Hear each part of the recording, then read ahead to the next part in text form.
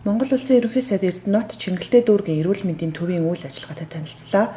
Үйл ажиллагааны талаарх танилцуулгыг Чингэлтэй дүүргийн эрүүл мэндийн төвийн даргалахавга танилцуулсан юм а.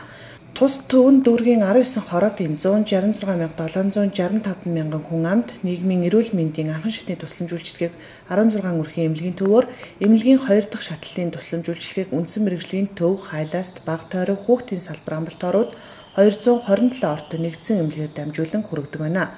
Нийт 341 эмч совилогч эмнэлгийн мэргэжилтэнтэй 137 эмнэлгийн тусгай мэргэжилтэн 98 их эмч туслах болон үйлчилгээний 108 ажилтнтай үйл ажиллагаагаа явуулж байна. Тус эмнэлэг одоо зориулалтын бус байранд үйл ажиллагаа явуулж байгаа нь нэн тэргүүн шийдвэрлэх асуудлуудын нэг юм. Тоног төхөөрөмжийн шинжилгээх шаардлагатай байгаа талаар мөн засгийн газрын тэргүүнд уламжиллаа. Мөн хайлаас салбарын эмнэлгийн байрны асуудал, хүүхдийн тусгай зориултын тоног төхөөрөмж, багаж хэрэгсэл бүхий орчин үеийн эмнэлэг байгуулах талаар салбарын тулгымдсан асуудлаар танилцуулга хийсэн юм а. Өнөөдөр яг 2 дугаар шатлалын эмнэлэг дээр хийгддэггүй шинжилгээнүүдийг сорьс тээвэрлэлтийн журмаар холбогдох 3 дугаар шатлалын эмнэлгүүд рүү явуулъя.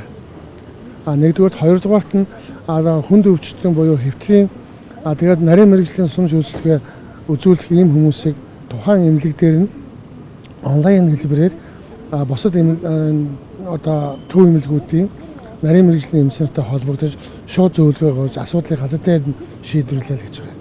Юус энэ бол яаж юм гэхээр бидэнд одоо өгч байгаа манай энэ сайдын бас үүрэг даалгавар. Тэгээд ч одоо энэ үйл ажиллагааг бид бас хийгээд эхэлсэн ингэ явж байгаа. Бас нэг тулгымдсан асуудал бас эрүүл мэндийн үйлчлэг байдаг. Чингэлтэй дүүрэг бол эрүүл мэндийн одоо төрөлжсөн эмнэлэггүй дүүрэг одоо их хүүхдийн эмнэлэг байхгүй. Замун одоо энэ байр нь бол зориултын бус байранд байдаг.